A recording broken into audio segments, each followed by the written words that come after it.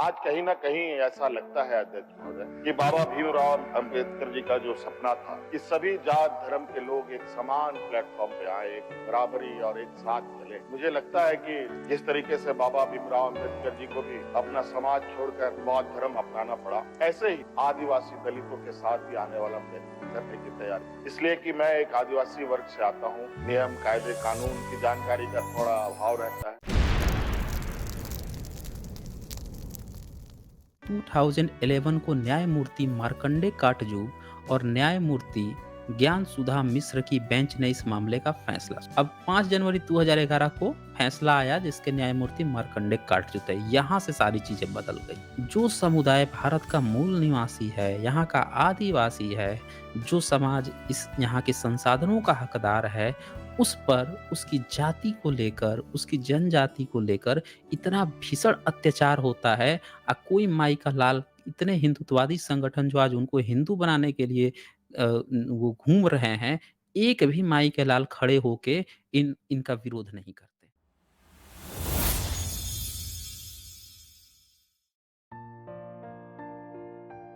दोस्तों, आज हम एक ऐसे मुद्दे पर चर्चा करने जा रहे हैं जो पूरी दुनिया में सबसे ज़्यादा हाइलाइटेड मुद्दा रहा है। 9 अगस्त, जिसे कि आदिवासी दिवस के रूप में अंतर्राष्ट्रीय रूप से स्वीकार किया गया है। अब इसकी कहानी क्या है, ये आदिवासी लोग कौन हैं, ये कौन, इनकी बातें होती हैं कि नहीं होती हैं? हर देश में आदिवासी लोग होते हैं। इनकी एक्चुअल क्या कहानी क्या है? भारत में आदिवासियों का क्या हाल-बेहाल है? उनके साथ जब ये आदिवासी हैं, तो बाकी के लोग कौन लोग हैं? और इनके ऊपर क्या अत्याचार हो रहा है, या जो घर का जो वो होता है, मालिक होता है, तो उस तरह से इनके साथ बिहेवियर हो रहा है? क्या है पूरी कहानी? इस पर हम आज जानेंगे डिटेल से। तो दोस्तों, लिंक को थोड़ा ज़्यादा से ज़्यादा शेयर कर दीजिएगा, क्योंकि आपको कुछ ऐसी खबरें मिलेंगी, जो खबरें आपको कोई भी नहीं बताता है, चाहे वो मेन स्ट्रीम मीडिया ही क्यों ना हो। और एजुकेशन की बुक में तो ये पढ़ाएँगे ही नहीं कभी, कभी नहीं पढ़ाएँगे ये। तो इसीलिए ये जानना बहुत ही ज़रूरी है। चलें हम लोग आगे बढ़ते हैं। ये लीगल डिस्क्लेमर है। आप सभी जानते हैं कि यहाँ पे जो भी प्रेज़ेंटेशन होती है, स्ट्रीम होती है, जो यहाँ पे डिबेट्स होते हैं, उन सबका उद्देश्य साइंटिफिक टेम्परामेंट को एनकरेज करना होता है। तो हम इसी मुद्दे पर यहाँ पे चर्चा करेंगे और इसको डिटेल से समझेंगे कि पूरा मुद्दा क्या है, चल क्या रहा है। इस पर मैं आप लोगों को थोड़ा-सा ये बता दूँ कि 1993 में यूनाइटेड नेशन ने आदिवासी दिवस को घोषित किया था, अंतर्राष्ट्रीय स्वीकृति मिली थी, और 9 अगस्त को पूरी दुनिया में आदिवासी दिवस मनाया जाता है, क्योंकि हर देश में आदिवासी होते हैं। आदिवासी को ही मूल निवासी कहा जाता है। ऐसा मानना है कि हर देश में जितने भी लोग हैं, फिलहाल अवेलेबल हैं, उनमें से जो आदिवासी होंगे, वो वहाँ के मूल निवासी होंगे, यानी सबसे पहले उस ज़मीन के, उसके संसाधनों के वो हकदार होते हैं, और उसके बाद से बाहर के लोग घुसपैठ करते हैं या आते हैं या बसते हैं। ये पूरी दुनिया ने स्वीकार किया है, इस पर भी हम चर्चा करेंगे। तो ये जो चर्चा का हमारा विषय रहेगा, उसके लिए मैंने कई सारी बुक खोजी, उसमें से एक अच्छी बुक मुझे मिली है, उसको आप लोग भी पढ़ सकते हैं। ये कहीं पे भी ऑनलाइन से भी मँगा सकते हैं, आप किसी प्रकाशक से भी कॉन्टैक्ट करके मँगा सकते हैं। लेखक हैं गंगा सहाय मीणा। इन बुक का नाम है आदिवासी चिंतन की भूमिका। आप चाहें तो मूल निवासी मेगामार्ट से भी कॉन्टैक्ट करके इस किताब को मँगा सकते हैं। अमेज़न, फ्लिपकार्ट पे भी चेक कर सकते हैं, वहाँ पे भी अवेलेबल होगा। बड़ी खूबसूरत किताब है, बहुत अच्छी डेटा दी है इन्होंने। आइए अब हम लोग देखते हैं कुछ ऐसी जानकारी जो आपको कहीं नहीं बताई जाती। सबसे पहले तो एक चीज़ जानिए कि भारत के संदर्भ में यहाँ पे हम बात करेंगे, क्योंकि सबसे पहले घर की सफाई और घर की बातें जानना बहुत ज़रूरी होता है। तो भारत में आप देखेंगे कि आज कहने को बहुत सारे धर्म ग्रंथ अवेलेबल हैं। बहुत सारे लोग जो हैं लाखों करोड़ों साल की बात करते हैं, इतना पुराना पता नहीं क्या-क्या ढो के आ रहे हैं। लेकिन उन लोगों की जो किताबें हैं, उनमें भारत के जो मूल निवासी लोग हैं, उनको विलेन की तरह पेश किया गया है, उनको नकार दिया गया है और उनको बिल्कुल भी वैल्यू नहीं दी गई है, भले ही वो किताबें जब भी लिखी गई। कहीं-कहीं पे ऐसा भी किया गया है कि कुछ चीज़ों को इतना तोड़-मरोड़ कर बिल्कुल काल्पनिक जैसा प्रस्तुत कर दिया गया है। उससे बहुत सारा कन्फ्यूजन क्रिएट हो गया है। कभी-कभी आप देखेंगे कि आदिवासी लोग भी कुछ-कुछ प्रतीक चिन्हों को उठाकर कहेंगे कि ये मेरा है और ब्राह्मणिकल सिस्टम ने इसका ब्राह्मणीकरण करके अपना देवी-देवता बना लिया है। जबकि इतिहास गवाह है, हमने देखा है कि भारत में जो शमन कल्चर होता था, मौर्यंस के समय में भी जो समन कल्चर हुआ करता था, तो समन लोग जंगल में रहा करते थे और जंगल में ही आदिवासी भाई लोग रहते हैं। ये बहुत बड़ा कनेक्शन था समन लोगों का। अब वो समन लोग ही गायब हो गए हैं, वो समन लोग कहाँ हैं? इस पर बहुत गहन रिसर्च की ज़रूरत।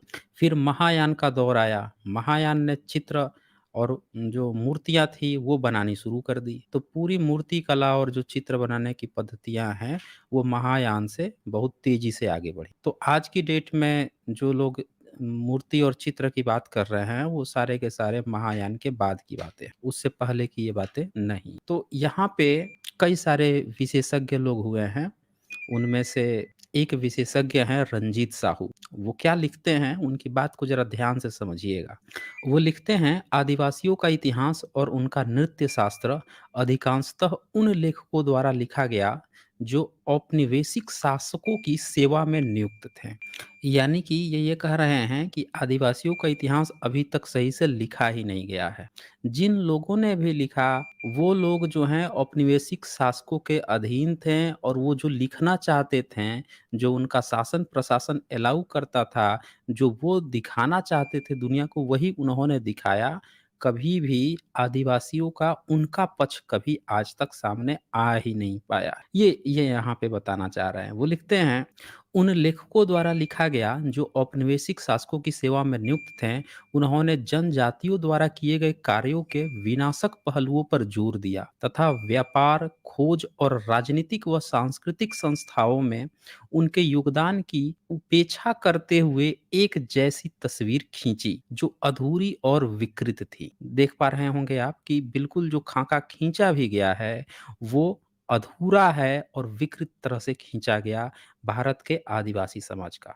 परिणाम यह हुआ कि आदिवासी जीवन को लेकर आम धारणा आज भी काफी धुंधली और एकपक्षीय है। अब बिल्कुल सही बात इन्होंने लिखा है। आज भी आप जो शहरों में लोग रहते हैं, उनसे आदिवासी लोगों के बारे में पूछेंगे, तो उनको या तो कुछ पता नहीं होगा या वो कहेंगे अच्छा वो जंगल-वंगल में रहते हैं, अच्छा वो फिर कोई-कोई उसमें से ऐसा भी होगा जो सीधे नक्सलवाद और माओवाद की बात करने लगेगा। अच्छा वो लोग वहाँ ऐसे-वैसे, ये खाका खींच दिया गया है।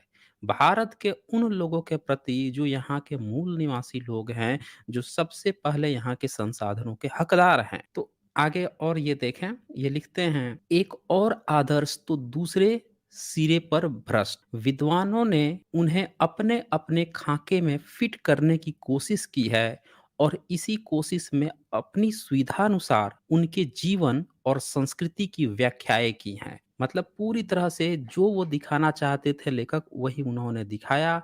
और आज भी आदिवासी समाज के बहुत सारे जो यूट्यूबर्स लोग हैं या उनके जो विद्वान जन हैं, वो भी बहुत सारे लोग कन्फ्यूज़ हैं कि उनकी असल इतिहास क्या है। क्योंकि जब इतिहास अंग्रेज़ों के समय में लिखा जा रहा था, तो लिखने वाला उसी समय सारा घाल-मेल कर दिया। अब उसी के अनुसार बाद वाले लेखकों ने उसी को रेफ़रेंस मान के आगे लिखते गए, फिर उसको रेफ़रेंस मान के उसका अगला लिखता रहा और इस तरह से जो फ़र्ज़ी इतिहास खड़ा कर दिया गया अंग्रेज़ों के समय में, जो ब्राह्मणीकरण इतिहास खड़ा कर दिया गया, उसी को सभी लोगों ने इतिहास मान लिया, जो कि असल सच्चाई नहीं है। भारत में ट्राइबल्स का इतिहास अगर आपको जानना है, वो भी आर्कियोलॉजी के माध्यम से ही आपको खोजना होगा, या जो पुराने नोट्स हैं, जो भारत के जो विदेशी ट्रैवलर्स आए थे, उनके जो नोट्स हैं, उनके माध्यम से खोजना होगा। ज़रा आप एक बार ध्यान दीजिए, जो लोग पूरी दुनिया में गए भारत से ज्ञान प्रचार के लिए, बौद्ध मार्गी, क्या वो अपने ही देश के आदिवासी लोगों से कांटेक्ट नहीं किए होंगे? जो वो जंगल में रहते थे, शमन लोग जंगल में रहते थे, क्या उनका आपस में कनेक्शन नहीं रहा होगा? इन सारी तमाम बातों को पूरी तरह से इग्नोर करके और पूरी तरह से ब्राह्मणीकृत इतिहास खड़ा कर दिया गया। ये आगे लिखते हैं, ऐसे में ज़रूरत है कि एक सही दृष्टिकोण अपनाने की और मूल्य निर्णय देने से बचने। तो ये बहुत ही अच्छी इन्होंने बात की है। अब सबसे अच्छी एक बात मैं आपको बताऊँ कि अभी भी जो भारत सरकार है, उसने आदिवासी नहीं माना। जो भारत का आदिवासी समाज है, उसको इन लोगों ने आदिवासी नहीं माना। इन्होंने जनजाति कह के उस पर लीपापोती करने की कोशिश की और इसका तरीका ये था क्योंकि रिप्रेजेंट करने के लिए अगर आदिवासी समाज है, उसकी बात को रिप्रेजेंट करने के लिए आदिवासी लोगों को भेजना चाहिए था।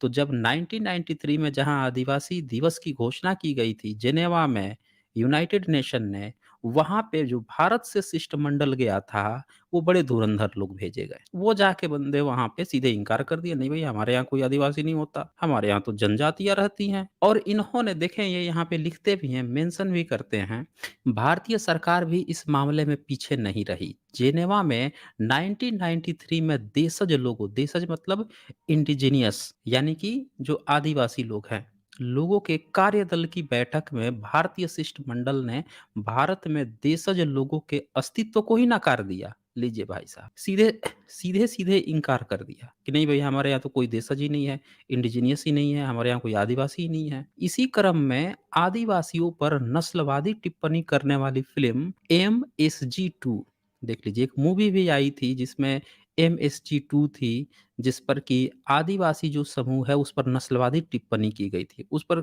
एफआईआर दर्ज की गई, कोर्ट कचहरी चला और उसमें जो है दिल्ली उच्च न्यायालय का जो निर्णय था वो आप देख सकते हैं कि उन्होंने क्या कहा। उनका ये कहना था कि फ़िल्म में आदिवासियों के बारे में की गई टिप्पणी भारत के किसी समुदाय के बारे में नहीं है। सीधे-सीधे इनकार कर दिया कि नहीं भई ये किसी भी आदिवासी किसी भी समुदाय के बारे में नहीं है, यहाँ तो अनुसूचित जनजाति रहती है, कोई आदिवासी नहीं है। ये कह के जो दिल्ली हाई कोर्ट है वहाँ से मतलब उस मुद्दे को टाल दिया गया।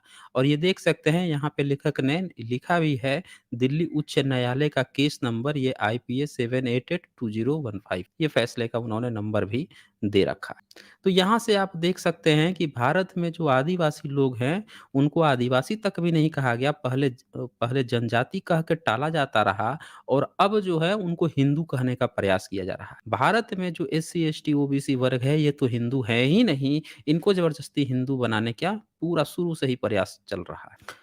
आगे यहाँ पे लिखते हैं, यह दिलचस्प है कि एक तरफ सरकारी नकार है, वहीं दूसरी तरफ पिछले वर्षों में भारतीय जनमानस के बीच विश्व आदिवासी दिवस बहुत तेजी से लोकप्रिय हुआ है।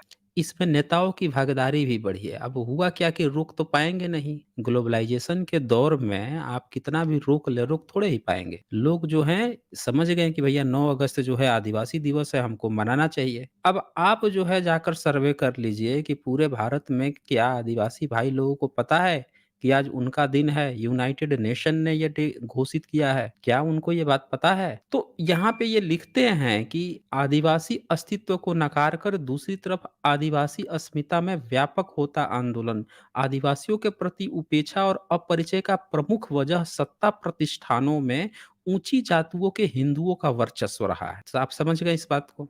जो भारत का मूल निवासी है, उसी का प्रतिशत जो है इस देश की शासन व्यवस्था में, और कोई भी चाहे ब्यूरोक्रेसी हो, मीडिया हो, न्यायपालिका हो, विधायिका हो, कहीं पे भी इनका जो है प्रतिशत दिखता नहीं। आज की डेट में ये कम से कम 9-10% हैं, लेकिन इनका जो है आप वैसे देखिए लिखते हैं कि जहाँ आदिवासियों का प्रतिनिधित्व 1% भी नहीं है। ये लिख रहे हैं कि 1% भी इनका आज प्रेज़ेंस नहीं दिखता है। तो इससे आप इसको क्या कहा जाएगा कि भारत के मूल निवासियों को एक तरह से गुलाम बनाया गया, उनका हक छीना गया है। क्योंकि जितना जिसकी जनसंख्या है उतनी अगर उसकी भागीदारी नहीं है सरकार में, ब्यूरोक्रेसी हर जगह पे, मीडिया में, तो हम इसको मानते हैं कि उस समुदाय का शोषण हो रहा है। ये बात गांठ बांध लीजिए। अगर आपकी जितनी जनसंख्या है उतनी आपकी भागीदारी नहीं है, तो इसका मतलब कि आपका हक जो है कोई और छीन के खा रहा है, बहाने उसके पास बहुत है। ये बताइए, मछली पानी में तैरती है या पेड़ पे चढ़ती है? भाई जब मछली जो है पानी में तैरती है, अब बंदर जो है पेड़ पे चढ़ सकता है, गिलहरी पेड़ पे चढ़ सकती है।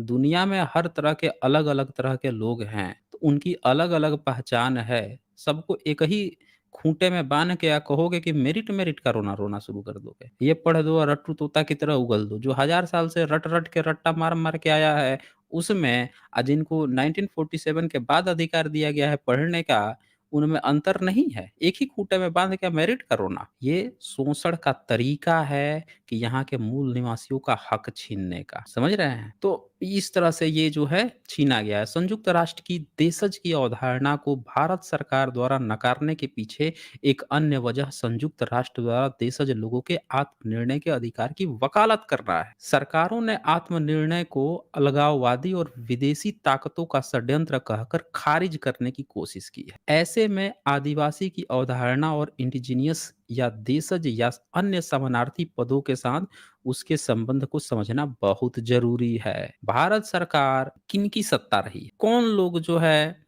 भारत के मूल निवासी एससी एसटी ओबीसी की सत्ता को नकार रहे हैं? उनकी जो टर्म है, टर्मिनोलॉजी है, उसको नकार रहे हैं। कौन लोग हैं? ये आपको अच्छी तरह से समझ में आना चाहिए। अब यहाँ पे क्या है कि जो आदिवासी समूह है उसके लिए बहुत अलग-अलग शब्द प्रयोग किए गए हैं। बहुत जगह ट्राइब वर्ड इस्तेमाल किया गया है।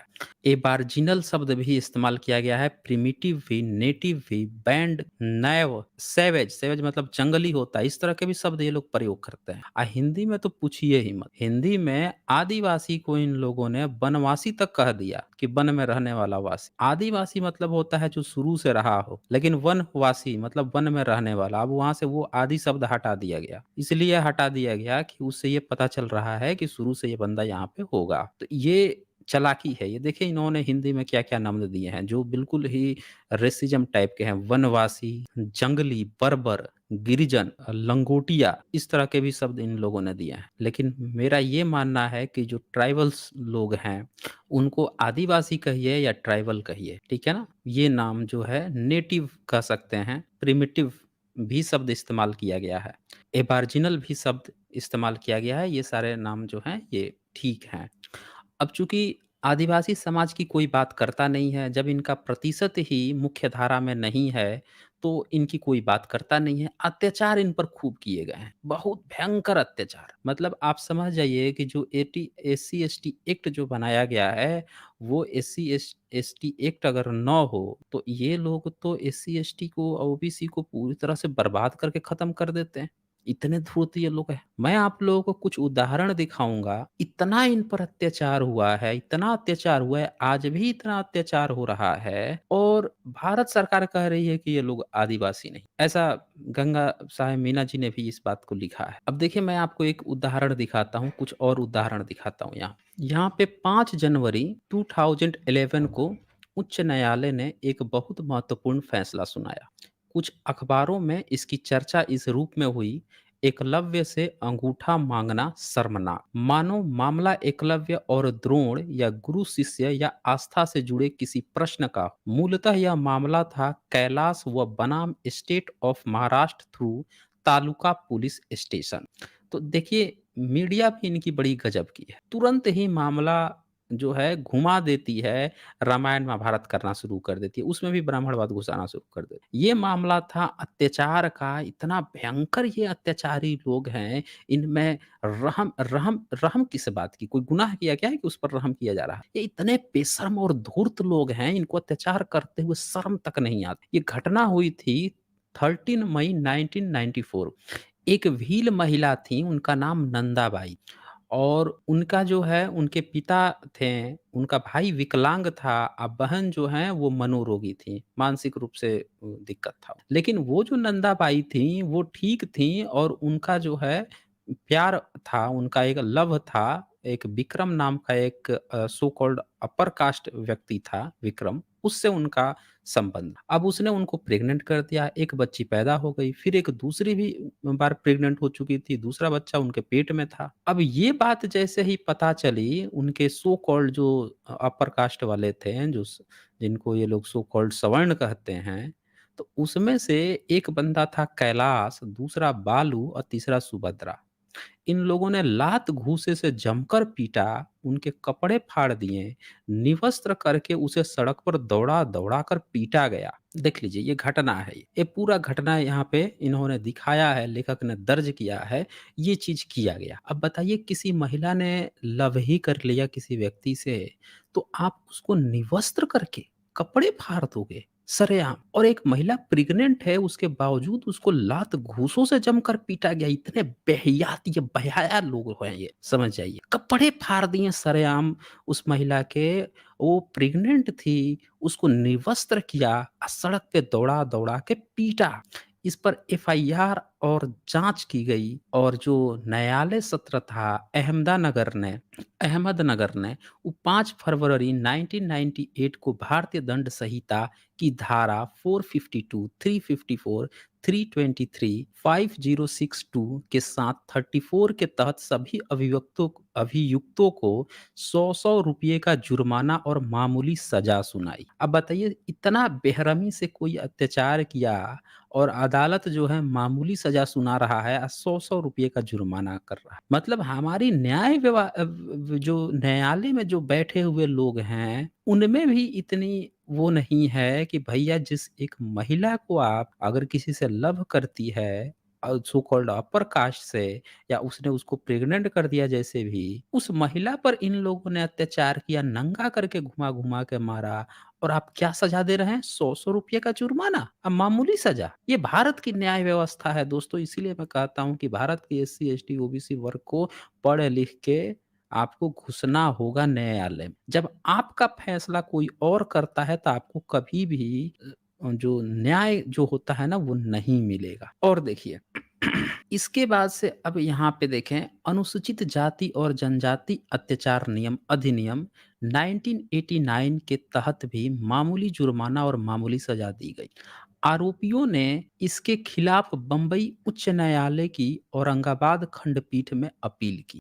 जो आरोपी थे उन्होंने उसको हाई कोर्ट में ले गए और उच्च न्यायालय जो है वो क्या कर रहा है 10 मार्च 2010 को अपने फैसले में आरोपियों को अनुसूचित जाति और जनजाति अत्याचार निवारण अधिनियम 1989 से दोष मुक्त कर दिया। मतलब एससी एसटी जो अत्याचार जो होता है उससे उसने दोष मुक्त कर दिया कि नहीं भाई इसमें एससी एसटी एक्ट भी नहीं लगेगा। ये देखिए ये कहानी उस महिला को क्यों पीटा गया, क्यों उसको निर्वस्त्र करके एक महिला को निर्वस्त्र करके मारा गया, लात गुस्सों से मारा गया, क्योंकि वो इनके अपर कास्ट से नहीं थी। और वहां पे जो हाई कोर्ट जो है बंबई हाई कोर्ट जो है उसने उस केस को रिजेक्ट कर दिया। मतलब केस नहीं वो एससी एसटी एक्ट को रिजेक्ट कर दिया उस केस में कि नहीं भाई इस कारण से ये नहीं लागू होता है। आप समझ सकते हैं कि न्यायालय व्यवस्था जो है किस तरह से न्याय कर रही। आगे सुने और उनका जुर्माना 100 रुपए प्रति से बढ़ाकर 5,000 रुपए कर मतलब 100 रुपए जो था जो इनकी निचली अदालत ने किया था उसको बढ़ा दिया 5,000 कर दिया। बताइए 5,000 रुपया कोई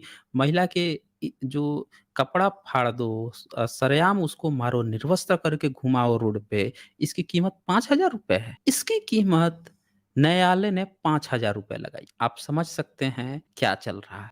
और सुने दोस्तों वीडियो को ज़्यादा से ज़्यादा शेयर कर दीजिए। सच्चाई सब तक पहुँचनी चाहिए।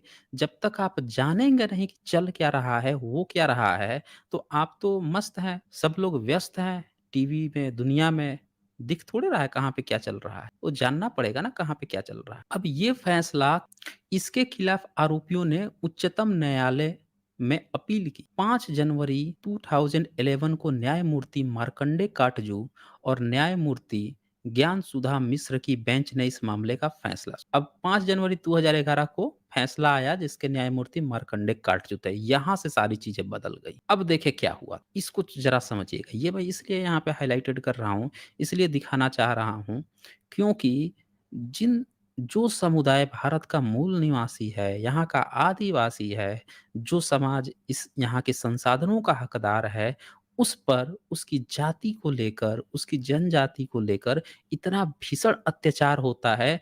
कोई माई का लाल इतने हिंदुत्ववादी संगठन जो आज उनको हिंदू बनाने के लिए वो घूम रहे हैं, एक भी माई के लाल खड़े होके इनका विरोध नहीं करते कि भैया क्यों अत्याचार कर रहा है। और फिर कहते हैं कि अरे आदिवासी सब जो है ना ईसाई बन जाता है तो वो बन जा रहा है, वो बन जा रहा है। अरे भाई आपने दिया क्या उनको? क्या दिया उनको? दूसरे धर्म के लोग जो हैं, ईसाई जो हैं, क्या उन्होंने उनको नंगा मार-मार के घुमा रहे हैं जाति के नाम पर उनको? आप जो है हिंदू भी बनाना चाहते हैं और उनको उनका हक भी नहीं देना चाहते? ये मानवता होती है? ये धर्म सिखाया है आपको? कौन इन पर अत्याचार कर रहा था इतने सालों से और अभी भी कर रहा है? ये कौन सवाल उठाएगा? तो ये समझना बहुत ज़रूरी है। अब आइए देखें कि सुप्रीम कोर्ट का फैसला समझते हैं इसमें क्या हुआ। यह फैसला कई मामलों में महत्वपूर्ण और रचनात्मक है। चूँकि फैसला भील महिला नंदाबाई के पक्ष में है।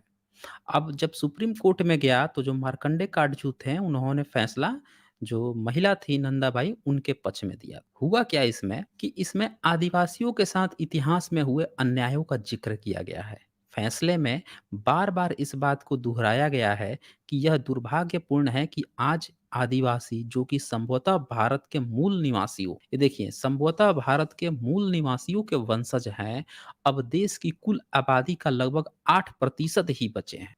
ये बड़ा अच्छा पॉइंट है, ये हमें समझने की ज़रूरत है कि जो लोग इस देश के मूल निवासी हैं, वो उनकी संख्या मात्र 8% है। यानी 92% जिनकी जनसंख्या है, वो इनके बाद के हैं और वो लोग इन पर अत्याचार कर रहे हैं। सभी लोग नहीं कर रहे हैं, उसमें से भी बहुत सारे जो भुक्तभोगी हैं, जो अत्याचार करने वाला कुछ वर्ग है। अब प्रतिशत उसका कम, 4-5%, 8%, 10% यही वो लोग हैं जिनके अंदर अमानवीयता है। तो इसको थोड़ा-सा अच्छे से समझें।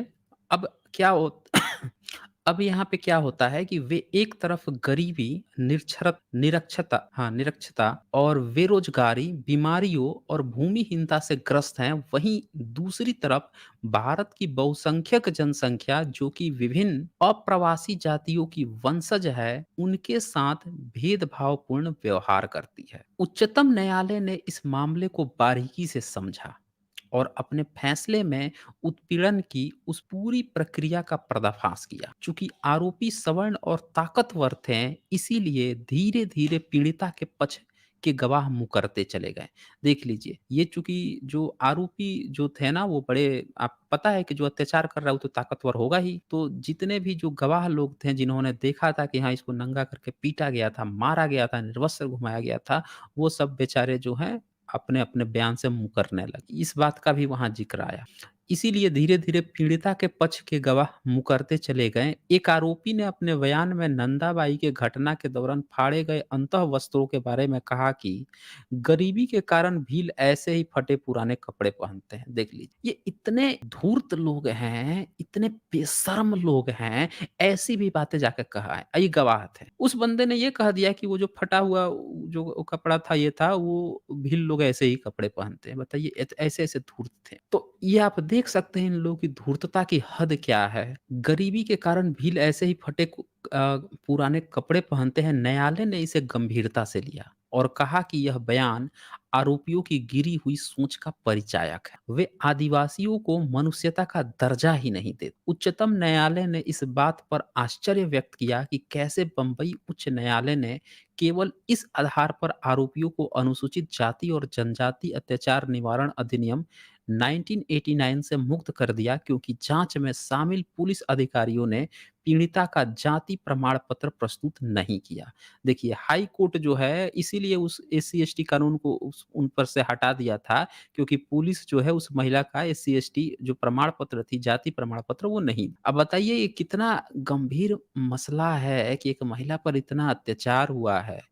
सब लोग जानते हैं कि वो आदिवासी महिला है और उसके बाद भी उसका जाति प्रमाण पत्र आप ना बनाओगे, ना दोगे, फ़ोन कर दोगे, मत बनाना उसका, मत दोगे, और उसके बाद से कहोगे कि भैया ये नहीं लगेगा तुम्हारे ऊपर। ये किस दौर में हम लोग रह रहे हैं, कितनी गिरी हुई मानवता यहाँ पे इंसानों की गिरी हुई सोच हो गई है। इस बात का भी उन्होंने ज़िक्र किया सुप्रीम कोर्ट ने। उन्होंने कहा कि क्योंकि जांच में शामिल पुलिस अधिकारियों ने पीड़ित का जाति प्रमाण प्रस्तुत नहीं किया, साथ ही उच्चतम न्यायालय ने इस बात के लिए महाराष्ट्र सरकार को भी लताड़ा, इस बात के लिए कि एक आदिवासी महिला को दिन दहाड़े निवस्त्र करके सड़क पर अपमानजनक ढंग से घुमाया गया, यह बहुत ही शर्मनाक है। लेकिन महाराष्ट्र सरकार ने आरोपियों की सजा बढ़ाने के लिए कोई कोशिश नहीं की। इस बात के लिए महाराष्ट्र सरकार को इन्होंने लताड़ दिया सुप्रीम कोर्ट। इस संदर्भ में उच्चतम न्यायालय ने अपने फैसले में कहा कि हमारी नज़र में आरोपियों को उनके जुर्म की तुलना में दी गई सजा काफ़ी कम है। उल्लेखनीय है कि आदिवासी समाज के साथ ऐसी ज्यादतियाँ स्वर्ण समाज के द्वारा ही नहीं, बल्कि समाज के अन्य तबकों के द्वारा भी होती है। बिल्कुल सही बात है। हर तबका का जो व्यक्ति है, वो आदिवासी समाज को किस नज़रिए से देखता है, ये हमें समझना पड़ेगा। ये हमें इस बात को समझना पड़ेगा कि ये लोग बिल्कुल भी अच्छी निगाह से नहीं देखते हैं, इसमें ओबीसी भी शामिल है। कुछ ओबीसी भी शामिल है, सारे नहीं, कुछ ओबीसी भी शामिल है, भटक गए हैं वो। बल्कि समाज के अन्य तबकों द्वारा भी होती है। वर्ष 2010 में इससे मिलती-जुलती एक अन्य घटना सुन लीजिए, एक दूसरी भी घटना सुन लीजिए। पश्चिम बंगाल के बीरभूम जिले के बटतला गाँव में एक मुस्लिम लड़के से प्यार करने वाली आदिवासी लड़की सुनीता टुडू मुर्मू को 3 गाँवों में 8-9 घंटे तक नग्न घुमाया गया और उसका एमएमएस भी बनाया गया। एक एक जो मुर्मू हैं, टुड्डू मुर्मू, वो आदिवासी लड़की है और एक मुस्लिम लड़के से प्यार कर बैठती है और उसका बस इतना सा जुर्म है 3 गाँव में उसको नंगा करके 8-9 घंटे तक घुमाया जा रहा है और उसका एमएमएस बनाया जा रहा है। ये 2010 की घटना है दोस्तों। पश्चिम बंगाल की घटना है, बीरभूम जिले की, बटतला गाँव, जिसका संबंध इस घटना को अंजाम देने में स्थानीय मुखिया के बेटे की अहम मुखिया भूमिका थी। सुन लीजिए, वहाँ का जो स्थानीय मुखिया है, उसको इस बात का दर्द है कि वो क्यों एक मुस्लिम से प्यार कर रही हैं, जिसका संबंध वामपंथी संगठन माकपा से है। लीजिए भाई साहब, ये भी इसमें फँसे अच्छी तरह से। इसी तरह नवंबर 2007 में गुवाहाटी की सड़कों पर एक संथाल आदिवासी लड़की को दिन भर नग्न अवस्था में घुमाया गया। देख लीजिए, 2007 में तीसरी घटना है। नवंबर 2007 की है, गुवाहाटी गुवाहाटी नॉर्थ ईस्ट की बात चल रही। वहाँ की सड़कों पर एक संथाल आदिवासी लड़की को दिन भर नग्न करके घुमाया गया। आदिवासी और दलित महिलाओं के साथ इस तरह की घटनाएं आए दिन होती रहती है। अब बताइए, ये हमारा हिंदू धर्म है? यही हमारा हिंदू धर्म है। इसी पे हिंदू बने फिर रहे हैं। जो यहाँ पे एससी, एसटी, ओबीसी भाई लोग देख रहे हैं, क्या आपका यही हिंदू धर्म आज तक सिखाया है? हैं? और सुनिए, आदिवासी और दलित महिलाओं के साथ इस तरह की घटनाएं आए दिन होती रहती है। अधिकांश मामलों में पुलिस की भूमिका प्रतिकूल ही होती है। मतलब पुलिस भी इसमें बहुत अच्छे से अपना काम नहीं करती है, इग्नोर करती है। 1977 में महाराष्ट्र की एक आदिवासी लड़की से थाने में ही बलात्कार हुआ था। लीजिए भाई साहब, 1977 महाराष्ट्र में एक आदिवासी महिला को थाने ले गए और उसी पे बलात्कार उसका कर तब निचली अदालत ने आरोपी सिपाहियों को बरी करते हुए मथुरा नाम की उस आदिवासी महिला को ही बदचलन करार दे दिया था। लो भाई साहब, अदालत जो है, निचला अदालत जो है, उस महिला को ही बदचलन करार दे दिया। मतलब आदिवासी वो लड़की थी तो, और उसका थाने में बलात्कार कर दिया। इस फैसले पर खूब हंगामा हुआ और बाद में हाई कोर्ट में दोनों बलात्कारी सिपाहियों को आजीवन कारावास की सजा दी। बस्तर की आदिवासी कार्यकर्ता सोनी सोरी के साथ थाने में पुलिस द्वारा की गई ज्यादती के बारे में तो सब जानते ही। ऐसी घटनाओं में से कुछ ही मीडिया तक पहुंच पाती है। छोटी छोटी राष्ट्रीय और अंतर्राष्ट्रीय घटनाओं पर जंतर मंतर पहुंच जाने वाले बुद्धिजीवियों की इस तरह की बड़ी घटनाओं पर चुप्पी का क्या अर्थ समझा जाए। बड़ा अच्छा इन्होंने क्वेश्चन उठाया है कि छोटी-छोटी घटना होती है तो जंतर-मंतर पर जाकर सब लोग धरना दे देते हैं। और ये दुनिया को हिंदू बताते फिर रहे हैं कि सब लोग हिंदू हैं। अब महिलाओं को नग्न करके घुमाया जा रहा है, इनका इस तरह से बलात्कार किया जा रहा है। इन इन संगठनों का आज तक एक बार मुँह तक नहीं खुला। पूरे देश में एक बार भी स्ट्राइक नहीं पड़ा कि किसी हिंदू आदिवासी महिला पर ऐसा कैसे अत्याचार कर दिया गया। सुना कभी आपने? किसी संगठन को? अगर मुस्लिम होता, ये करता, तब तो सब हल्ला करना शुरू कर देंगे। तुरंत हिंदू मुसलमान का कार्ड शुरू हो जाएगा। लेकिन यहाँ पे आप देख रहे हैं कि जो आदिवासी हैं, एससी-एसटी हैं, आप सोचिए एससी-एसटी एक्ट कितना ज़रूरी है दोस्तों। एससी-एसटी एक्ट नहीं होता तो ये कितना बुरा हाल कर दिए होते। होने के बाद भी ये हाल है, अगर नहीं होता तब कितना बेहाल कर दिए होते। यहाँ पे हमें समझना पड़ेगा दोस्तों, इसीलिए हम लोग कहते हैं कि हम हिंदू नहीं हैं। इसीलिए कहते हैं। कोई भी जो टैग आप हम पर दे रहे हो, उसी टैग का व्यक्ति इतना अत्याचार कैसे कर सकता है अपने लोगों पे? ये है ही नहीं कभी। ये हमारे कभी थे, कभी भी नहीं थे ये। होते तो ये हाल होता? कभी नहीं होता। आगे जो है ये लिखते हैं कि ऐसी स्थिति में 5 जनवरी 2011 का फैसला सुकून देने वाला है। फैसले में संदर्भों के साथ विस हाँ, संबंधों के साथ विस्तार से इस बात की चर्चा की गई है कि भारत के असली मूल निवासी कौन है, द्रविड़ या उससे पहले से रह रहे आदिवासी।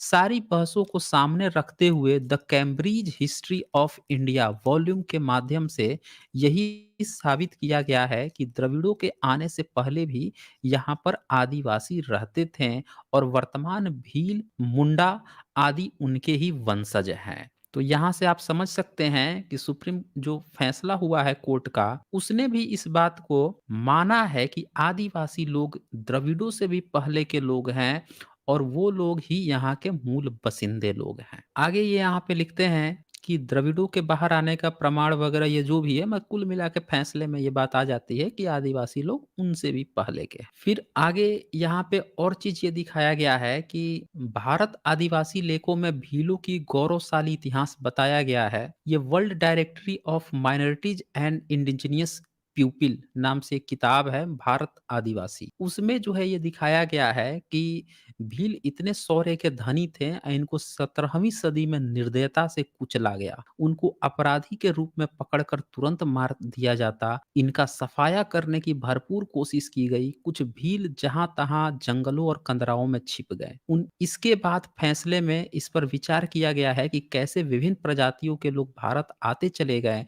भाषिक आधार पर। ये सारा चीज जो है फैसला में दिखाया गया है कि ये चीजें वहां पे बातें हुई थी।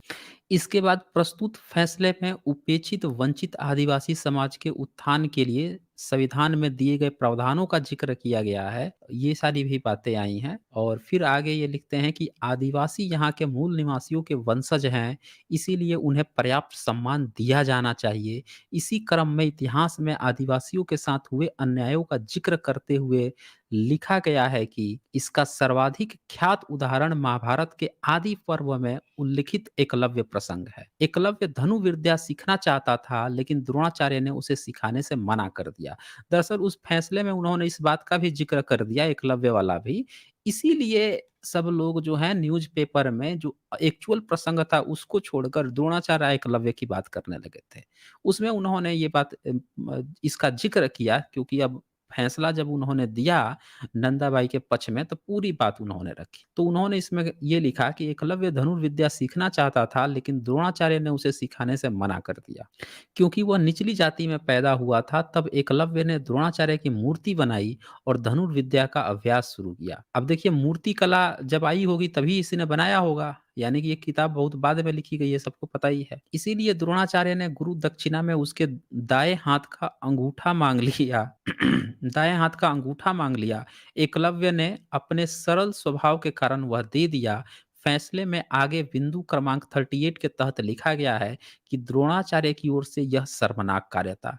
सुप्रीम कोर्ट ने अपने फैसले में यह शब्द सीधे सीधे लिख दिया कि यह द्रोणाचार्य की ओर से एक शर्मनाक कार्य था, जबकि उसने एकलव्य को सिखाया भी नहीं। फिर उसने किस आधार पर एकलव्य से गुरु दक्षिणा मांग ली, वह भी उसके दाएं हाथ का अंगूठा, जिससे कि वह उसके शिष्य अर्जुन से श्रेष्ठ धनुधर न बन सके। यानी आप समझ गए होंगे इंटरव्यू में क्यों एससी एसटी ओबीसी का पत्ता काट दिया जाता है, ताकि इनके लोग जो हैं, इनका जो अर्जुन है वो आराम से आगे बढ़ सके। इसीलिए रिजर्वेशन का सिस्टम लाया गया दोस्तों। अगर रिजर्वेशन नहीं रहेगा तो द्रोणाचार्य जो है वो बैठा रहेगा इंटरव्यू में, वो हमेशा ही एससी एसटी ओबीसी का जो कोटा है वो काट देगा, उनको घुसने ही नहीं देगा। वो सबको एकलव्य, इनके धर्म ग्रंथ में लिखा हुआ है ना ये बात। ये बात तो आपको समझनी पड़ेगी रिजर्वेशन क्यों लाया गया है। इसके बाद फैसले में आदिवासियों को अन्य नागरिकों से श्रेष्ठ बताया गया है। कहा गया है कि सामान्य अन्य नागरिकों से ईमानदार और चरित्रवान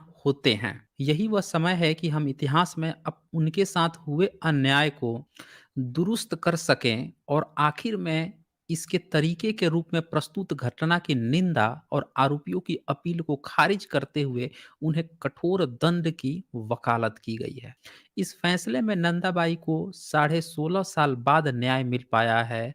अगर फैसले का गहराई से अध्ययन करें तो यह फैसला पूरे आदिवासी समाज के पक्ष में है। फैसले की हर पंक्ति में आदिवासियों के दुख दर्दों का ध्यान रखा गया है। आज हम देख सकते हैं कि तमाम विचारधाराओं की सरकारें देश के मूल निवासियों को उनके जल, जंगल और जमीन से खदेड़ने पर उतारू हैं। ये बिल्कुल सही बात है दोस्त। आप देखें कि वो लोग जंगल में रहे हैं तो हमने उनको जंगल में उनके स्थान को पूंजीपतियों को दिया जा रहा है, जंगलों को खत्म किया जा रहा है, उनके संसाधनों का दोहन किया जा रहा है और ये बात जो है ये पूरी तरह से ये सभी लोग देख पा रहे हैं।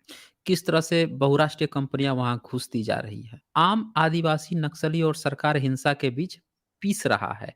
अब देखिए सरकार जो है विरोध किए जाने पर सरकार किसी को भी नक्सली घोषित कर सकती है। ये भी अंदेशा जताया है गंगा सहाय मीना जी ने। फिर ये कहते हैं कि चूंकि न्यायपालिका में आदिवासियों का कोई प्रतिनिधित्व नहीं है, इसीलिए इस फैसले और इसमें निहित व्याख्या को आदिवासी हित में मील का पत्थर माना जाना चाहिए। अब यहाँ पे एक सबसे बड़ा सवाल ये है कि भैया ये जो घटना आई थी, जो मार्कंडे काटजू जी ने जो लिखा था, उसमें उन्होंने एक बात ये कही थी कि हाँ, नवंबर 2010 में जस्टिस काटजू और जस्टिस ज्ञान सुधा मिश्र की पीठ ने अपने एक फैसले में कहा कि शेक्सपियर ने हेमलेट में कहा था डेनमार्क राज्य में कुछ सड़ा हुआ है, ठीक इसी तरह कहा जा सकता है कि इलाहाबाद हाई कोर्ट में भी कुछ सड़ा हुआ है। ये देखिए इन्होंने एक सीधे सीधे हाई कोर्ट पर भी इन्होंने अपने टिप्पणी में इस तरह के कमेंट दाग दिए थे। 2011 के आदिवासी संबंधी फैसलों के बारे में कुछ लोगों ने कहा कि इसमें बेवजह मिथकों का प्रयोग किया गया है। देखिए जो हिंदुत्ववादी संगठन होते हैं, जो इस तरह के जो सोच वाले लोग होते हैं, जब आप रामायण महाभारत की बात करेंगे तो कहेंगे यार तुम तो नास्तिक हो, तुम क्यों बात कर रहे हो? तुम तो राम को मानते नहीं हो, कृष्ण को मानते नहीं हो, क्यों उसकी बात कर रहे हो? खुद जाके दिन रात पूजा करेंगे, अगरबत्ती चढ़ाएंगे, राम राम राधे राधे हरे कृष्णा करते रहेंगे या दूसरों को ज्ञान देंगे, ये तुम क्यों बात कर रहे हो? और यही बात यहाँ पे इसी चीज का इन्होंने जवाब देते हुए गंगा साहब मीना जी ने क्या लिखा है कि मिथकों के आधार पर फैसला देने की विधिवत शुरुआत तो इलाहाबाद उच्च न्यायालय ने अयोध्या मसले पर कहकर की है कि चूंकि सभी हिंदुओं की आस्था कहती है कि राम अयोध्या में पैदा हुए हैं, इसीलिए हमें यह मान लेना चाहिए। ये इन्होंने इलाहाबाद हाई कोर्ट पर ये चीज कह दिया कि भैया ये बताओ, उसने आस्था की बात कह रही है कि सब हिंदू लोग मानते हैं तो इसीलिए हमें मान लेनी चाहिए। तो मिथक वाली शुरुआत तो इन लोगों ने की है। आगे वो कहते हैं कि राम अयोध्या में पैदा हुआ इसीलिए हमें यह मान लेना चाहिए। तो हिंदुत्वादी संगठनों ने इलाहाबाद उच्च न्यायालय के उस फैसले की काफी तारीफ की कि हाँ उसने आस्था की बात मानी। अगर उन्हें मिथकों से इतना ही लगाव है तो अब बारी है शंबुक की, हिरण्यकश्यप की, बाली आदि की हत्या तथा सुपनखा आदि पर हमले के केस खोलने की। आशा है सबके परिणाम दिलचस्प होंगे। बड़ा अच्छा सवाल उठाया जब अगर आप जो कोर्ट है उनको मिथक के आधार पर ही फैसला देना है कि लोग ये मानते हैं और ये आस्था का विषय है, तो भैया जब आस्था के विषय है उसी के आधार पर फैसला हो रहा है तो ये कोर्ट में ये केस भी खुलने चाहिए कि भैया शंभू की हत्या कर, हिरण्यकश्यप की हत्या कितनी जायज, बाली की हत्या कितनी जायज और सुपरखा पर जो अत्याचार करके उसको नाक कान काटा गया वो कितना जायज। ये सारे सवाल भी उठने चाहिए। तो दोस्तों मैंने आप लोगों को सिर्फ आज का आदिवासी दिवस था, उसका मैंने आप लोगों को एक फैसले के माध्यम से ये चीज़ दिखाने की कोशिश की कि किस तरह से जो आदिवासी भाई लोग हैं, जो यहाँ के मूल निवासी लोग हैं, उन पे कितने अत्याचार किए जा रहे हैं, लगातार अत्याचार हो रहे हैं, उनकी महिलाओं को महिला तक नहीं समझा जाता है, नग्न करके घुमाते रहते हैं ये लोग और इस तरह की एक नहीं मल्टीपल घटनाएँ आई हैं। इतने हम गिर गए हैं, भारत के ये तथाकथित लोग इतने गिर गए हैं, इस हद तक गिर गए हैं और ये लोग बता रहे हैं कि सब हिंदू, ये बता रहे हैं कि सब लोग हिंदू हैं, इतना गिरने के बाद। तो इसीलिए दोस्तों ये बात हमें समझनी होगी कि जब यहाँ पे आए थे भारत में तो इन्होंने जब आदिवासी लोगों को पढ़ने लिखने का उनको मिशनरी जब दिया, मिशनरी खोली, उनको पढ़ने लिखने का हक दिया, उनके बीच में घुसे, उनको नई चीज़ों से परिचित कराया तो वो लोग बड़े वो हुए, आकर्षित हुए ईसाइयों से, तेज़ी से ईसाई बनने लगे। आज यही बात इनके छाती पर साँप बन के लौटती है हिंदुत्ववादी संगठनों के कि भई आदिवासी जो है वो बड़ा ईसाई बन जा रहा है, सब ईसाई में कन्वर्ट हो रहे हैं। अरे! आपने उनको क्या दिया है? आप उनके यहाँ जाकर उन पर जितने अत्याचार हुए हैं उसको आपने नेशनल इश्यू बनाया कभी? कभी बनाया? गोबर गोमूत्र को आप लोग जो है नेशनल इश्यू बना देते हो और इतने अत्याचार हुए एससी, एसटी, ओबीसी को, इन अत्याचारों को कभी आपने नेशनल इश्यू बनाया? कभी नहीं बनाया। साँप लौटता है इनके ऊपर। तो भाई वो भी पब्लिक जो उनके लिए करेगा उधर ही तो वो आकर्षित हुए ना, उनकी क्या गलती है? वो अलग बात है कि आज ग्लोबलाइज़ेशन है, अब उनको किसी धर्म में कन्वर्ट होने की ज़रूरत नहीं है। उनको अपनी आइडेंटिटी के साथ उनका जो पुराना कल्चर है उसके साथ आगे बढ़ने की ज़रूरत है। अब किसी धर्म को पकड़ने की वो अलग बात है कि मैं देखता हूँ कि बहुत सारे आदिवासी बच्चे जो हैं, चलो ठीक है ईसाइयों ने आपके लिए किया, मिशनरियों ने आपके लिए किया, लेकिन जीसस भारत के नहीं थे, वो कहीं और के थे। उनमें जो कुछ अंधविश्वास है या उनमें जो कुछ गलत चीज़ है, उसको आपको जस्टिफ़ाई करने की ज़रूरत नहीं। क्योंकि वो आपकी गलती नहीं है। आपको तो भारतीयों ने सताया ना, तो भारतीयों ने सताया तो आपको उसके खिलाफ खड़ा होने की ज़रूरत है, ना कि किसी दूसरे धर्म को। भई मिशनरियों ने अच्छा किया तो मिशनरियों के लिए आप रिस्पेक्ट दे सकते हैं, लेकिन इसका ये मतलब नहीं कि अब उनकी जिस पर आस्था है उसको अपनी आस्था पे बना लें, अब उसको डिफेंड करने के लिए प्रयास करें। नहीं, आपको आदिवासी समाज को वो पहचान दिलाने की ज़रूरत। अपनी एनर्जी ईसाइयत को प्रमोट करने की बजाय या उसके जीसस या उन चीज़ों को बाइबल को प्रमोट या उनको संरक्षित करने की बजाय आपको ज़रूरत अपने आदिवासी समाज के अस्तित्व की लड़ाई पे फ़ोकस करने की ज़रूरत। पूरा आपका फ़ोकस जो है आप पढ़िए-लिखिए अच्छी बात है और वो जो है आप आदिवासी समाज के लिए लड़िए। भारत के जो दलित आदिवासी समाज है, एससी-एसटी जो वर्ग है, ओबीसी वर्ग है, इनके साथ आप जुड़ें, मुख्य धारा में आइए, पढ़िए-लिखिए और सारे मुख्य धारा में घुसने की आपको ज़रूरत नहीं तो ये लोग तो इतने हैवान लोग हैं कि ये किसी भी हैवानियत की हद तक पार कर जाते हैं, कर रहे हैं ये लोग, लगातार करते आए हैं। 1-2 थोड़ी ही घटना है, ऐसी घटनाओं की भरमार है। तो मैं यहाँ पे कोई भी जो विद्वानगण हैं, जो आदिवासी समाज से हैं, वो लोग आएँ और उनका स्वागत करूँगा। वो लोग आकर अपनी बातें यहाँ पे रखें कि क्या चल रहा है वहाँ पे, उनका क्या एक्सपीरियंस रहा है, तो वो काफ़ी अच्छा होगा। मैं चाहूँगा कि आज का जो टॉपिक है, उसी से रिलेटेड बात हो। कोई डिबेट करना चाहता है, उनका भी स्वागत है। मैं लिंक प्रोवाइड कर देता हूँ, वो आएँ, डिबेट भी कर सकते हैं और मैं चाहूँगा कि जो लोग हैं, जो आदिवासी समाज से लोग हैं, वो लोग आएँ और अपनी बातों को भी इस पर रखें।